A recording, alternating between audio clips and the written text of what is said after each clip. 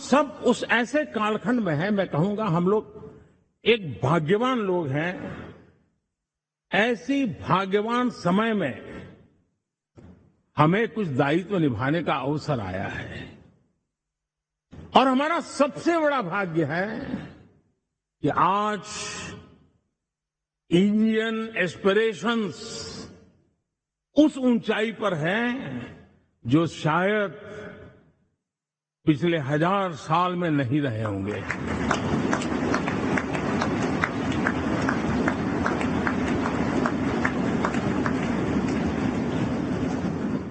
गुलामी के जंजीरों ने उसके एस्पिरेशंस को दबोच के रखा था।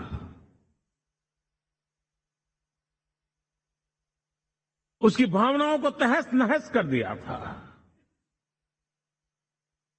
आजाद भारत में अपने सपने संजो रहा था, चुनौतियों से जूझ रहा था, लेकिन मिलकर के आज जहां पहुंचे हैं, अब वहां वो रुकना नहीं चाहता है। वो एस्पिरेशनल सोसाइटी के साथ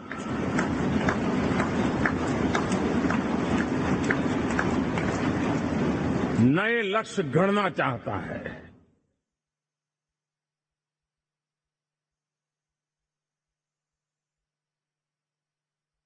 जब एस्पिरेशन सोसाइटी सपने संजोते ही हो, संकल्प लेकर के निकल पड़ी हो, तब पुराने कानूनों से मुक्ति पाकर नए कानूनों का निर्माण करके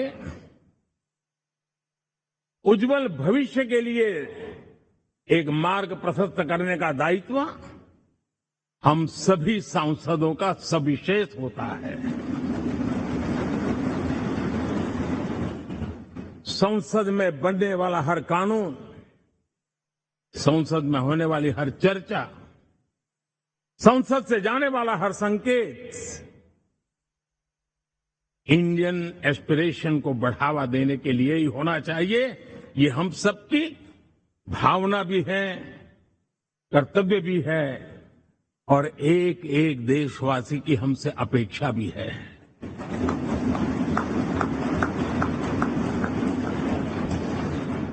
हम जो भी रिफॉर्म करें, उसके मूल में इंडियन एस्पिरेशन सबसे सर्वोच्च पद पर होना चाहिए, प्राथमिकता पर होना चाहिए।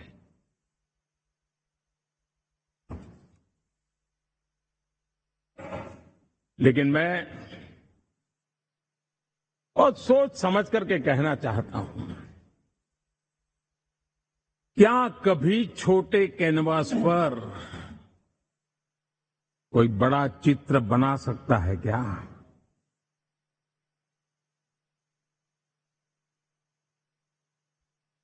जैसे छोटे कैनवास पर बड़ा चित्र नहीं बन सकता, वैसे हम भी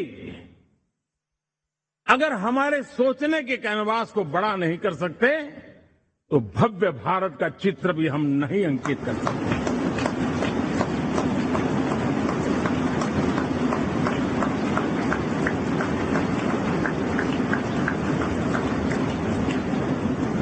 75 साल का हमारे पास अनुभव है। हमारे पूर्वजों ने जो कुछ भी रास्ते बनाए, उससे हमने सीखा है। हमारे पास एक बहुत बड़ी विरासत है। इस विरासत के साथ अगर हमारे सपने, हमारे संकल्प जुड़ जाए, हमारा सोचने का दायरा बदल जाए, हमारा कैनवास बड़ा हो जाए, तो हम भी उस भव्य भारत के चित्र को अंकित कर सकते हैं, उस तस्वीर का खाका खींच सकते हैं, उसमें रंग भरने का काम हम भी कर सकते हैं और आने वाली पीढ़ी को वो भव्य दिव्य मां भारती के हम उनको सुपुर्द कर सकते हैं। दोस्तों, अमृतकाल के 25 वर्षों में भारत को अब बड़े कैनवास पर काम करना ही होगा। अब हमारे लिए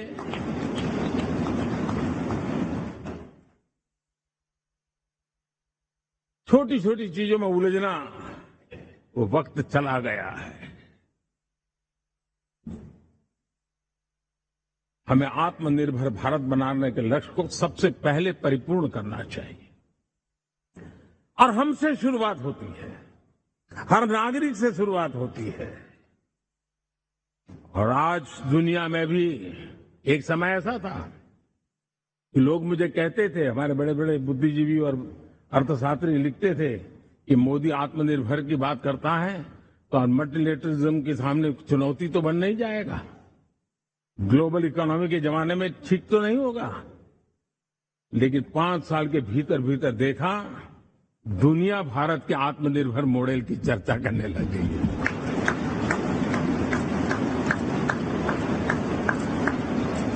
और कौन हिंदुस्तानी नहीं चाहेगा कि डिफेंस सेक्टर में आत्मनिर्भर हो, एनर्जी सेक्टर में हम आत्मनिर्भर हो, एडिबल ऑयल,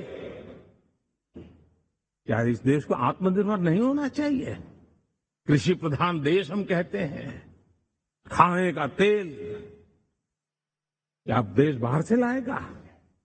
बहुत समय की मांग है कि हमें आत्मनिर्भर भारत को संकल्प को पूरा करना, ये हम सबका दायित्व है। उसमें दल आड़े नहीं आते हैं, तो दिल चाहिए, देश के लिए चाहिए।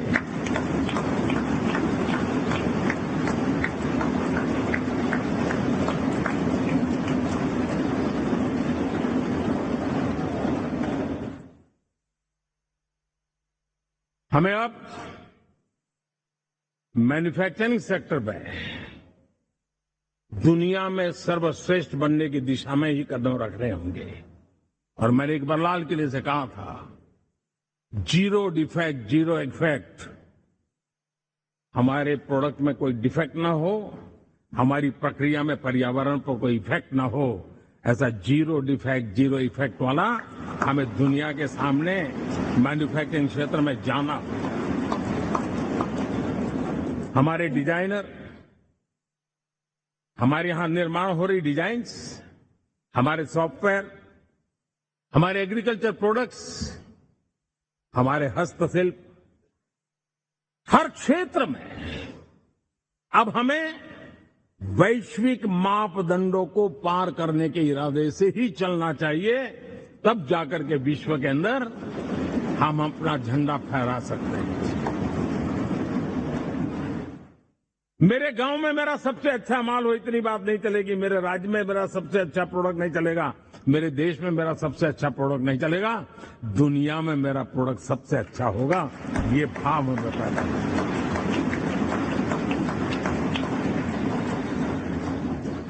हमारी यूनिवर्सिटीज दुनिया के अंदर टॉप रैंकिंग में आए, अब इसमें हमें पीछे नहीं रहना है। हमारे शिक्षा जगत को नई नेशनल एजुकेशन पॉलिसी मिली है, एक खुलापन है, सर्व स्वीकृत बनी है, उसके सहारे अब हमें चल पाना है। और दुनिया के टॉप मोस्ट यूनिवर्सिटीज में अभी जब G20 में विश्व के मेहमान आए तो मैंने नालंदा की एक तस्वीर रखी थी वहां, और जब मैं दुनिया को कहता था 1500 साल पहले मेरे देश में दुनिया की उत्तम से उत्तम यूनिवर्सिटी हुआ करती थी, तो सुनते ही रह जाते थे। लेकिन हमें उसे प्रेरणा लेनी है, पर प्राप्त तो अभी करके रहना है, ये हमारा संकल्प होना चाहिए। आज हमारे देश का नौजवान खेल जगत के अंदर दुनिया में हमारी पहचान बना रहा है। टियर 2, टियर 3 सिटी से, गांव, गरीब परिवारों से, गांव से देश के नौजवान, देश की बेटे बेटियां आज खेलकूद के जगत जीवन में हमारा नाम रोशन कर रही है। लेकिन देश चाहता है और देश का संकल्प होना चाहिए कि अब खेलकूद के हर पोडियम पे हमारा तिरंगा भी लहराता होगा।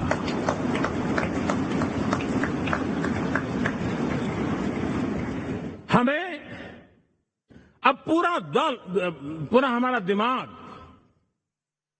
क्वालिटी पर फोकस करना ही होगा, ताकि हम विश्व की आशा अपेक्षाओं के अनुकूल और भारत के सामान्य मानव के जीवन में भी क्वालिटी ऑफ लाइफ के प्रति जो एस्पिरेशन बढ़ा है, उसको हम एड्रेस कर पाए।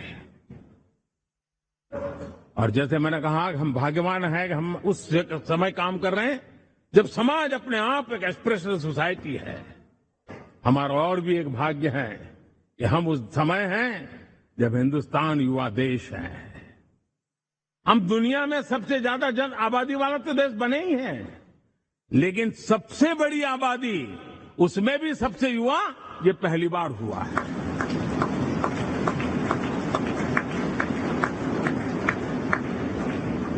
जिस देश के पास ये युवा शक्ति हो, युवा सामर्थ्य हो, तब हमें उसकी टैलेंट पे भरोसा है, हमें उसकी संकल्प शक्ति पे भरोसा है, उसकी साहस में हमें भरोसा है।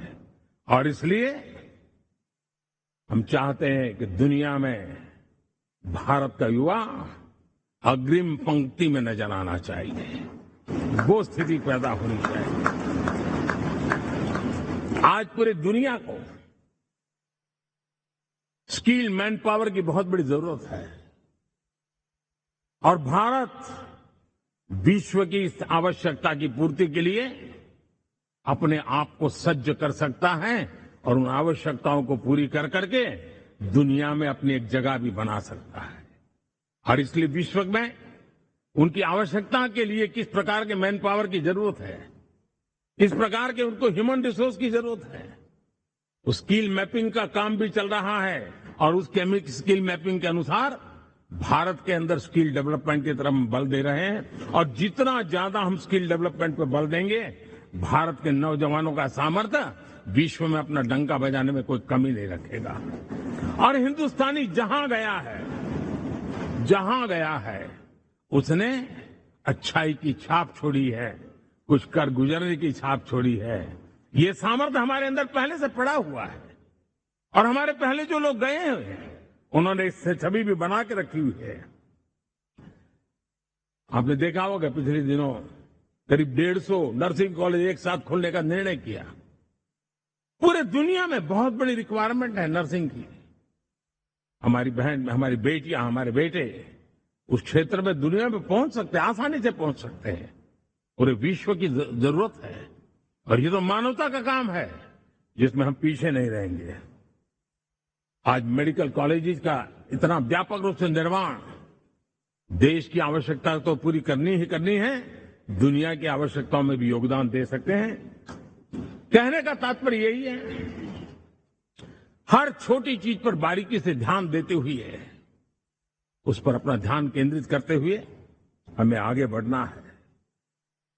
हमें भविष्य के लिए सही समय पर सही फैसले भी लेने होते हैं। हम फैसलों को टाल नहीं सकते।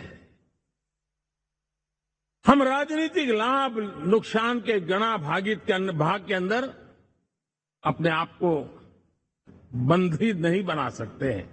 हमें तो देश के एस्पिरेशन के लिए हिम्मत के साथ नए निर्णय करने होते हैं।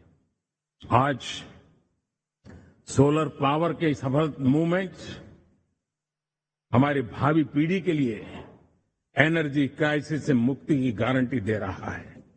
आज मिशन हाइड्रोजन आने वाले दिनों में जो एनवायरमेंट की चिंता है, जो टेक्नोलॉजी में बदलाव आ रहा है, उसके समाधान का रास्ता देने का सामर्थ्य रखती है। आज हमारा सेमीकंडक्टर जिस प्रकार से जीवन चलाने में हमारे हृदय की जरूरत रहती है, वैसे ही आज हमारी टेक्नोलॉजी चिप्स के बिना चल नहीं सकती और सेमीकंडक्टर उसके लिए बहुत अनिवार्य है। उस दिशा में हम आगे जाकर के इलेक्ट्रॉनिक मैन्युफैक्चरिंग में कोई रुकावट ना आए और जीवन कहीं अटक न जाए, उसलिए एक बहुत बड़ी मात्रा में हम काम कर रहे हैं। जल जीवन मिशन, हर जिले में 75 अमृत सरोवर, हमारी भावी पीढ़ी को, हमारे बच्चे उनको कभी पानी के बिना तरसना न पड़े, इसकी चिंता हम आज कर रहे हैं। विश्व के बाजार में हमारा हर व्यापार कारोबार पहुंचे, कॉम्पिटिटिव ताकत के साथ खड़ा रहे, लॉजिस्टिक सिस्टम को और अधिक कम खर्च वाला बनाना, एफिशिएंट बनाना, उस दिशा में हम बहुत नीतियां लेकर के चल रहे हैं। आज समय की मांग है कि भारत का एक ऐसा भारत के हम निर्माण करें। नॉलेज, इनोवेशन, ये समय की मांग है और दुनिया में हमें अग्रिम पंक्ति में जाने का ये रास्ता भी है। और इसलिए पिछले हमने समय नेशनल एजुकेशन पॉलिसी के साथ साथ टेक्नोलॉजी के बढ़ावे के लिए हमने रिसर्च और इनोवेशन का एक कानून भी पारित किया है, ताकि हमारे देश के नौजवानों को इस इनोवेशन के और चंद्रयान-3 की सफलता के बाद देश के नौजवानों के मन में विज्ञान की तरफ आकर्षण बढ़ रहा है। हमें मौका गंवाना नहीं है। हमारी युवा पीढ़ी को हमने रिसर्च और इनोवेशन के लिए पूरे अवसर देने हैं और इस इकोसिस्टम को बनाने के लिए हमने एक उज्जवल भविष्य के निर्माण की नींव रखी है। आदरणीय बंधुगण, सामाजिक न्याय ये हमारी पहली शर्त है। बिना सामाजिक न्याय, बिना संतुलन, बिना समभाव, बिना समत्व हम इच्छित परिणामों को घर के भीतर प्राप्त नहीं कर सकते। लेकिन सामाजिक न्याय की चर्चा बहुत सीमित बन के रह गई है। हमें उसको व्यापक रूप में देखना होगा। हम किसी गरीब को कोई सुविधा दें, किसी समाज में दबे कुचले व्यक्ति को कोई सुविधा दें, वो तो सामाजिक न्याय की एक प्रक्रिया है। लेकिन उसके घर तक पक्की सड़क बन जाए ना, वो भी सामाजिक न्याय के लिए उसको मजबूती देती है। उसके घर के नजदीक में बच्चों के लिए अगर स्कूल खुल जाए तो वो भी उसको सामाजिक न्याय की मजबूती देती है। उसको बिना खर्च अगर आरोग्य में समय की जरूरत पड़े वो मिले, तब जाकर के सामाजिक न्याय की मजबूती मिलती है। और इसलिए जिस प्रकार से समाज व्यवस्था में सामाजिक न्याय जरूरत है, वैसा ही राष्ट्र व्यवस्था में सामाजिक न्याय की आवश्यकता है। अब देश का कोई हिस्सा पीछे रह जाए, अविकसित रह जाए, ये भी सामाजिक न्याय के खिलाफ है। दुर्भाग्य से देश का पूर्वी इलाका, भारत का पूर्वी भाग, जो समृद्धि से भरा हुआ है, लेकिन वहां के नौजवानों को रोजगार के लिए दूसरे इलाके में जाना पड़ रहा है। ये स्थिति हमें बदलनी है। हमारे देश के उस पूर्वी भाग को, इलाका को समृद्ध बना करके सामाजिक न्याय की मजबूती भी हमने देनी है। असंतुलित विकास, शरीर कितना भी स्वस्थ क्यों न हो, लेकिन एक उंगली को भी अगर लकवा मार गया है तो शरीर स्वस्थ नहीं माना जाता है। भारत कितना ही समृद्ध हो, लेकिन कोई अंग उसका दुर्बल रह जाए तो भारत समृद्धि में पीछे है, मानना पड़ेगा। और इसलिए हम सर्वांगीण विकास के पक्ष में, सामाजिक न्याय की उस ऊंचाई को प्राप्त करने के पक्ष में, दिशा में हमें आगे बढ़ना है। चाहे पूर्वी भारत हो, चाहे नॉर्थ ईस्ट हो, हमें उन चीजों को प्राप्त करना। और उसी लिए जो रणनीति कितनी सफल हुई है, 100 एस्पिरेशनल डिस्ट्रिक्ट पर विशेष काम किया, नौजवान अफसरों को लगाया गया, एक स्ट्रेटेजी बनाई गई। आज दुनिया उस मॉडल की चर्चा कर रही है और आज 100 डिस्ट्रिक्ट, देश के कोने कोने में जो पीछे माने जाते थे, उसको बोझ मान लिया गया था। आज स्थिति ये बनी है कि वो 100 डिस्ट्रिक्ट अपने अपने राज्य में लीड कर रहे हैं, राज्य की एवरेज से भी ऊपर जा रहे हैं। और इस सफलता को देख करके, सामाजिक न्याय की इस भावना को मजबूत करते हुए 100 डिस्ट्रिक्ट में से आगे बढ़ करके अब जमीनी स्तर पर ले जाने के लिए 500 ब्लॉक तक उनको एस्पिरेशनल डिस्ट्रिक्ट ब्लॉक के नाते आइडेंटिफाई करके उसको मजबूती करने देने का काम चल रहा है। और मुझे विश्वास है ये एस्पिरेशनल ब्लॉक्स हैं, वो एक विकास का नया मॉडल बनने वाले हैं। वो एक प्रकार से देश के विकास के एक नए ऊर्जा केंद्र बनने की संभावना रखते हैं और उस दिशा में भी हम आगे बढ़ रहे हैं। माननीय सांसदगण, आज विश्व की नजर भारत पर है। शीत युद्ध के समय हमारी पहचान कूटनिरपेक्ष देश के रूप में रही। उस समय की जो जरूरत थी, उसके जो लाभ होने थे, उस समय से हम गुजरे हैं। लेकिन अब भारत का स्थान कुछ और बना है और इसलिए उस समय गुटनिरपेक्ष की अवस्था आवश्यक होगी।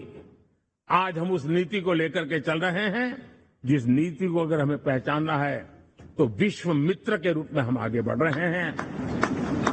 हम दुनिया से मित्रता कर रहे हैं, दुनिया हमारे में मित्र खोज रही है। ये शायद विश्व में एक भारत ने और दूरी नहीं, हो सके उतनी निकटता, उस रास्ते पर चल करके भी हम अपने विश्व मित्र के रूप में भाव आज सफलतापूर्वक आगे बढ़ा रहे हैं। और मुझे लगता है कि इसका लाभ आज भारत को हो रहा है। भारत आज दुनिया के लिए एक स्टेबल सप्लाई चेन के रूप में उभर रहा है और आज विश्व की ये जरूरत है और उस आवश्यकता की पूर्ति करने का काम G20 में भारत ग्लोबल साउथ के आवाज बनकर के उभरा है। ये बीज G20 समिट में जो बीज बोया गया है, मेरे देशवासी आने वाले समय देखेंगे कि वो ऐसा वटवृक्ष बनने वाला है, ऐसा वटवृक्ष बनने वाला है, विश्वास का ऐसा वटवृक्ष बनने वाला है जिसकी साया में आने वाली पीढ़ियां सदियों तक एक गर्व के साथ अपना सीना तान करके खड़ी रहेगी।